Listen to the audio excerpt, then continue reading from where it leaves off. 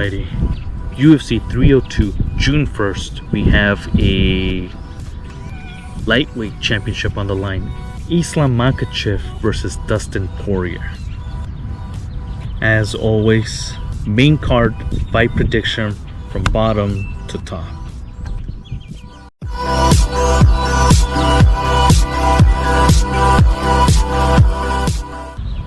Opening the main card, we have a welterweight bout between Randy Brown and Eliseu Zaleski dos Santos. Randy Brown is a fighter that reminds me exact fighting style and just body physique. Reminds me so much of Neil Magny. Randy is very tall, very long for that weight class, and actually knows how to use his length. There's a lot of fighters that don't know how to do that. They don't know how to fight from the inside. They look a little lost if they can't catch at the end of their punches. Not Randy Brown. He likes to mix it up and knows how to mix it up and knows how to take advantage of his lanky frame. In his last fight, he was able to get an early KO, TKO stoppage. The guy has great power, great laser accuracy with his 1-2s, and he's decent on the ground.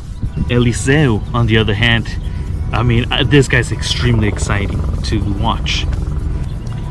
He loves to mix it up a lot with his strikes, kicks, knees, roundhouse kicks. He goes in there. He's definitely not afraid to engage and make it fun. In his last fight, he won a decision against Abubakar, and I think it was even a scary fight because in the first round he got hurt bad. With that in mind, you gotta put out Eliseu. This guy does not quit, and eventually came back and ends up winning the fight via decision. On top of having a very mixed, well-rounded arsenal in his striking, his cardio is pretty decent. It holds up. For this fight, I think Randy's still gonna take it though. I see a calculated Randy Brown being able to get a TKO either second or third round. For our second fight of the main card, we go to the heavyweight division. We have Jailton Almeida versus Alexander Romanov. Jailton Almeida, despite having a very boring style as of lately, is very impressive in my eyes. He has been able to ragdoll some of these heavyweights. Even in his last fight, he was able to out-wrestle and manhandle, was considered one of the best contenders in the heavyweight division. A known wrestler himself, Curtis Blades. Still, it doesn't sit well with me the way that fight ended. I feel like Jailton Almeida just quit on himself. And once you have that quit inside a fight, I don't have too much faith in you anymore. Alexander Romanov is one heck of a heavyweight, isn't he? I mean, this guy keeps winning, but the second they put him against a decent test, he gets blown out of the water. He took a decision win in his last fight against Blagoy Ivanov, where he was able to display a very well-rounded game for a heavyweight. Decent stand-up, no power punches, but decent jabs and crosses throughout the fight, and he started mixing it up with some decent, good wrestling. Speaking of his wrestling, every time he got good control, top control, or mount, he unleashed brutal ground and pound on Blagoy. That's where I see the difference in this fight. Jailton Almeida wrestles to get control and slowly but surely submit you, while Romanov has decent striking that can keep you at bay, and if it goes to the ground, he looks to hurt you. Given the fact that Jailton has already shown he's a quitter, I got Romanov by TKO second or third round. For our third fight of the main card, we go to the middleweights, and we have a fight with Big Mouth Kevin Holland versus Makhachev Oleksiejcszuk. I get the feeling, I have this strong feeling that this is a fight the UFC is gifting Kevin Holland. A huge prospect that this guy was a few years ago. He hasn't been able to achieve anything of significance in the last couple years. In his last fight against Michael Venom Page, he wasn't able to do anything, and that's pretty much with anything that has any sort of contender status or rank. It seems like Kevin Holland chokes a lot. Oddly, I feel Kevin Holland's one of those fighters that at any moment, at any given second of the fight, this guy is still dangerous. Makhachev Oleksiejcszuk, on the other hand, he's been having a rougher rocky road in the UFC. I actually like Mikhail's boxing. I think he has great boxing, great parries, sharp little counters. However, he's coming off a 3-fight losing streak. His last win was against Cody Brundage, so go figure.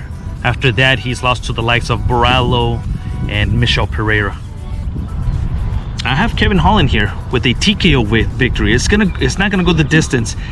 He's either gonna get a submission. I can easily see Kevin Holland getting a submission or getting a TKO, second, third round.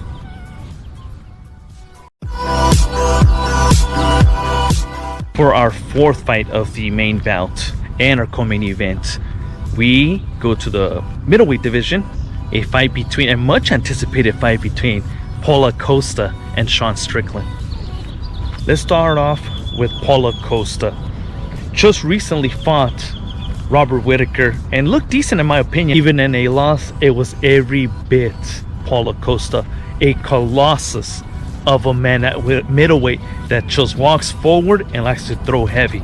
I feel that when I see Paulo Costa, I see a man that's very dangerous, extremely dangerous round one. Of how big he is, his muscle mass and everything, he slows down heavily round 2, 3, and so on.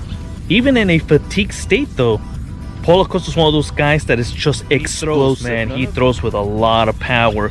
His spinning back wheel kick that he landed on Robert Whittaker, I gotta stay alert at all times. On the other side, we have Sean Strickland.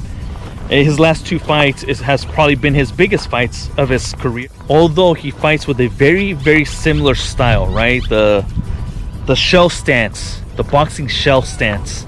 And he slowly but surely creeps forward and pumps the jab in his front T-kick. I saw 2 contrasting styles of Sean Strickland in his Israel Adesanya fight and in his last fight against Duplessis. The Adesanya fight, he was able to inch forward. He was able to back up Israel and consistently flick his jab, like I mentioned, his front T, and put a lot of pressure on Adesanya with some incredible defense. The Duplessis fight, he seemed very gun shy, rarely pumped his jab, rarely even threw his front T, and was actually on his heels. He was getting backed up. So a few things that I noticed. One is the kicks from Adesanya. Adesanya tends to kick a lot to the legs, and Strickland was able to just swiftly move out of the way every single time. So not even really check him, but completely just scoot his feet back. Not Paulo Costa. Paulo Costa throws hard to the body, hard to the head, and just continues with his blitzkrieg of punches. Against the Duplessis fight, it seemed, like I said, it seems like he was gun shy because Duplessis was throwing haymakers, which was making Sean Strickland be very cautious. As a matter of fact, it even made his defense sloppy. He's lucky Duplessis is an extremely sloppy fighter, extremely sloppy with his overhands, extremely sloppy with his power punches, extremely sloppy with his takedowns. Now, he definitely doesn't have to worry about takedowns with Paulo Costa, but when it comes down to power punches and striking, Paulo Costa's a different story than Duplessis. Paulo Costa's more precise and more calculated with his power punches. Strickland also tends to throw his hands up, outwards, and pull his head back as someone is throwing heavy punches at him. This is a difficult fight for me to choose because I can easily see Sean withstanding the first couple of rounds and really starting to, you know, put the pressure on Costa as the fight goes on. But if we do see a TKO or a knockout, it's definitely going to be Costa knocking Sean Strickland out. With that being said, I'm favoring that option. I think Paulo Costa is going to be able to catch Strickland, and Strickland's going to go night-night. Alrighty, and for our 5th fight and our main event, we have a championship bout at lightweight between Islam Makhachev and Dustin Poirier. Fortunately for Dustin and any of his fans, look, I like Dustin. The guy's a warrior and never ducked anybody. Fought a list of who's who's. But let's face it, there's zero chance here that this guy's pulling it off.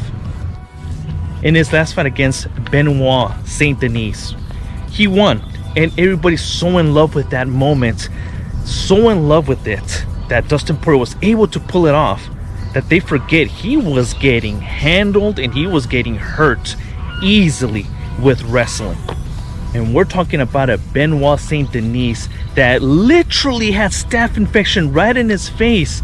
We all knew, okay, this guy's gonna come in fatigued and tired because he's on antibiotics and he's probably on all sorts of treatments.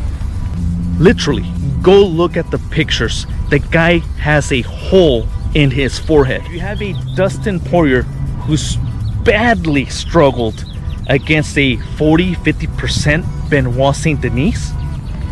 To add to that list, Dustin Poirier has fought identical, the exact same, for the last few years. There's no sneaky uppercut he's gonna learn. There's no sneaky overhand right that he's gonna be able to catch Islam with. Everybody knows exactly how Dustin Poirier strikes.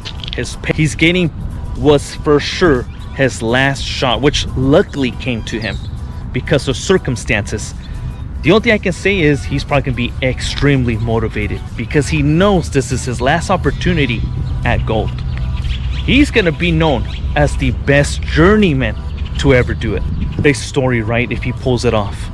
But unfortunately for him, he's going quite literally against a fucking Russian bear. There's no secret into what Islam Makhachev is gonna do. And let me tell you, not for 1 minute should you guys buy that his stand-up has improved. His stand-up is extremely limited.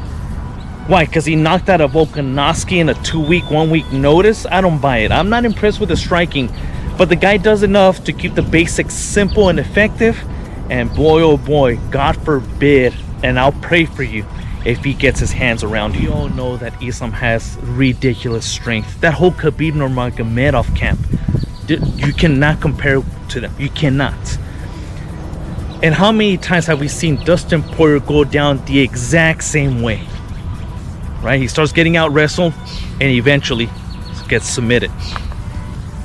The fight is going to play out very similar to all of Dustin Poirier's losses, minus the Justin Gaethje fight. Islam is not going to be afraid to meet him at the middle. And we're going to see a Dustin Poirier who's going to circle around, eventually circle into the cage, where Islam is going to use that into his favor and take him down. Once Islam takes him down, we all know what's going to happen. It's just a matter of a minute or two. He's going to get a rear naked choke, or he's going to catch him with some head and arm choke. There's just no way I see Dustin Poirier realizing a dream come Saturday. He's a warrior, and I will always have respect for him. The whole MMA community will always love him and respect him. But Islam is going to stop him second, third round. Easy work for Islam.